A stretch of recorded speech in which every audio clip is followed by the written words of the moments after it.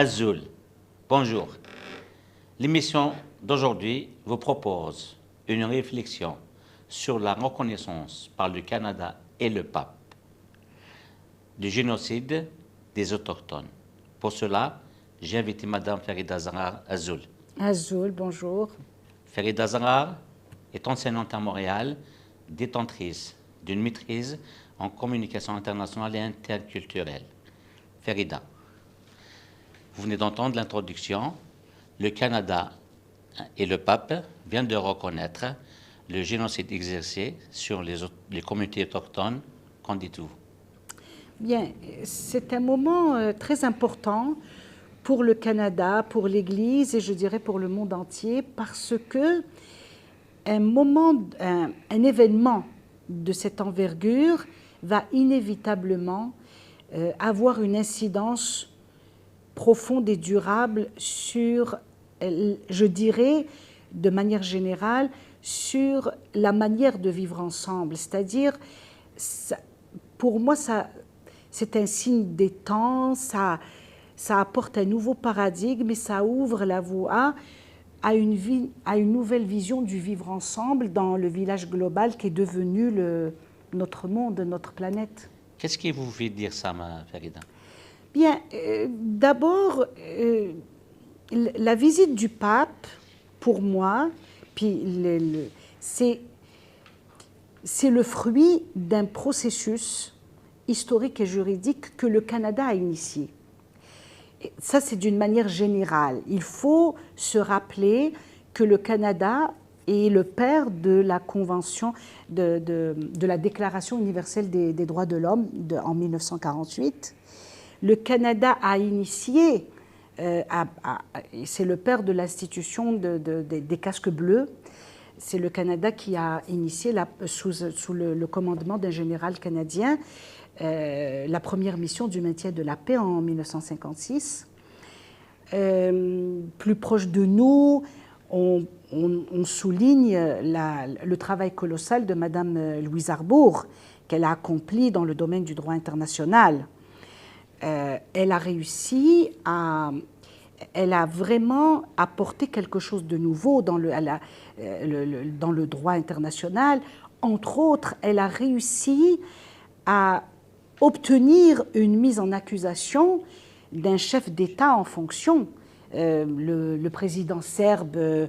En effet, c'est Slobodan Milosevic. Oui, merci. J'ai un peu de mal avec la mémoire des noms. Ferida, ce que je comprends de par tout ce que vous dites, c'est que le Canada a une tradition dans l'élaboration du droit international, n'est-ce pas? Oui, de manière générale, oui. Non seulement il a une tradition dans le droit et le droit, une tradition, il a développé une expertise dans le droit international.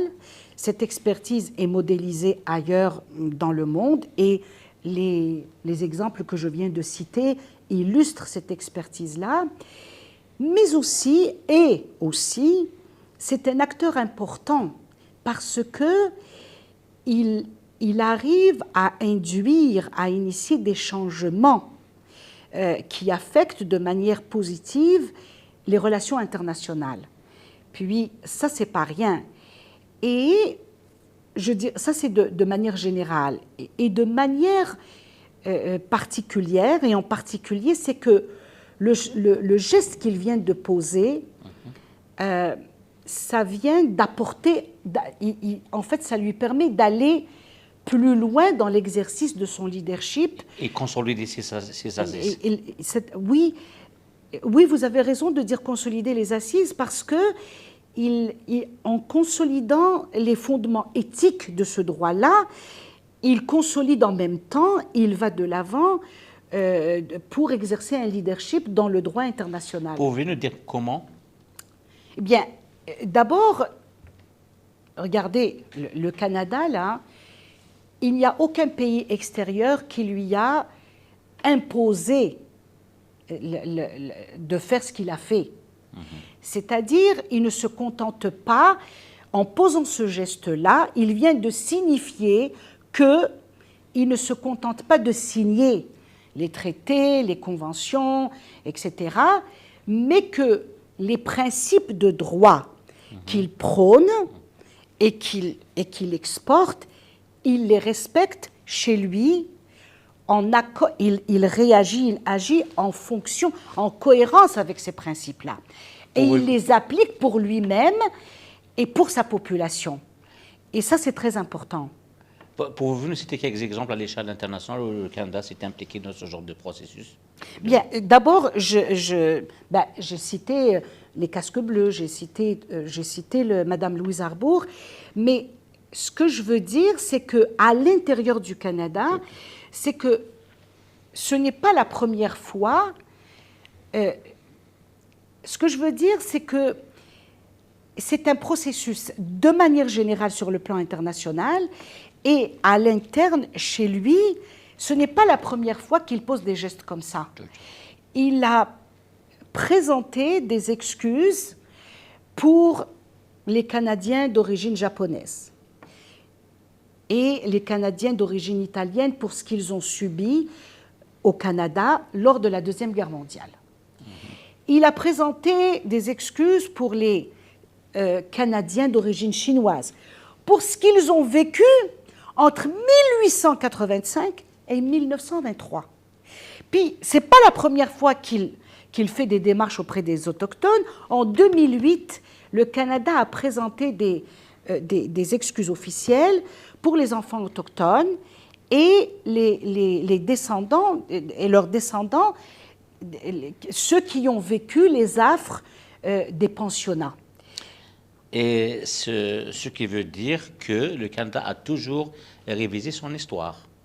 Exactement, oui. Alors, on a vu que de manière générale, il a une tradition, il exerce un leadership, et effectivement, de par toutes les actions qu'il a posées à l'intérieur de son pays, il a non seulement revisité l'histoire, révisé l'histoire pour mettre au point des actions qui lui permettent de réparer les torts des générations précédentes.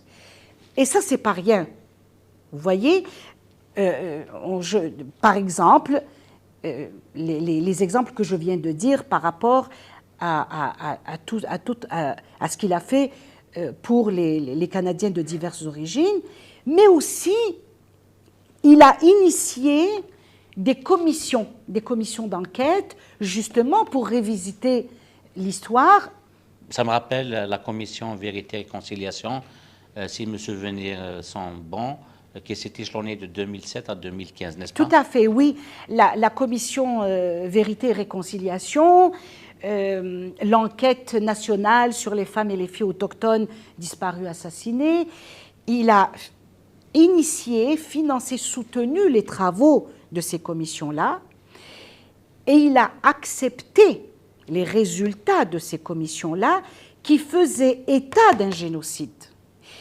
Et il a accepté le terme de génocide, donc conséquemment une manière de reconnaître ce génocide-là. Ce qui a provoqué la récente visite de Exactement. le pape François du 24 au 29 juillet Exactement. au Canada, n'est-ce pas? Oui, c'est pour ça que je dis la visite du pape François, pour moi, s'inscrit dans toute cette tradition en général sur le droit international, mais en particulier par rapport à ses politiques internes au sein de son propre pays.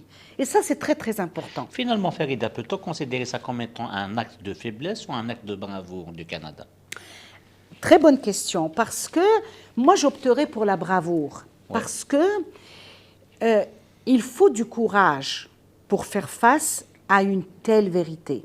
Revisiter son histoire, corriger les erreurs du passé. Ça prend du courage. Et le Canada a fait preuve de courage. Il fait face à cette vérité-là. Et je crois que ça, c'est très, très important parce que, pour moi, c'est un changement de paradigme. Et ça, pour moi, c'est le Canada, c'est une manière aussi, il continue tout simplement de réaffirmer et de peaufiner son engagement dans l'exercice de son autorité morale et l'exercice de son leadership sur le plan du droit international et pour faire respecter les principes, ces principes-là du droit international. J'ai une dernière question, Farida. Devant toutes les exactions commises, qui continuent d'ailleurs jusqu'à date dans le monde, un peu partout dans le monde, en quoi l'exemple Canada apporte quelque chose finalement? Bien, c'est absolument essentiel. Ce que vient de faire le Canada est essentiel, au moins pour deux raisons. D'abord, vous venez de le dire, plusieurs pays, tous les sévices que commettent plusieurs pays, eh bien, à partir de maintenant, là, ces sévices-là ne peuvent plus être commis sans témoin et sans qu'il y ait de conséquences. C'est-à-dire qu'à un moment donné, tout le monde va être convoqué au tribunal de l'histoire. Et le Canada donne le ton. Ensuite, je dirais, le Canada et le souverain pontife viennent d'élever la barre, viennent de mettre la barre haute quant aux exigences qui doivent être satisfaites pour prendre sa place à la table des nations. Et ça, pour moi, ça constitue, signe des temps, un changement de paradigme, un tournant important qui va avoir une incidence sur la manière que nous avons de relationner entre les États et entre les peuples et à l'intérieur des frontières nationales de chaque pays. Un dernier mot, Farida? Ouais. Moi, je dirais le courage, la reconnaissance de sa part d'ombre, pour moi, la reconnaissance de sa part d'ombre assure la grandeur d'un pays. Elle permet aussi de sauvegarder la beauté et la mémoire des peuples et ultimement à construire un monde meilleur.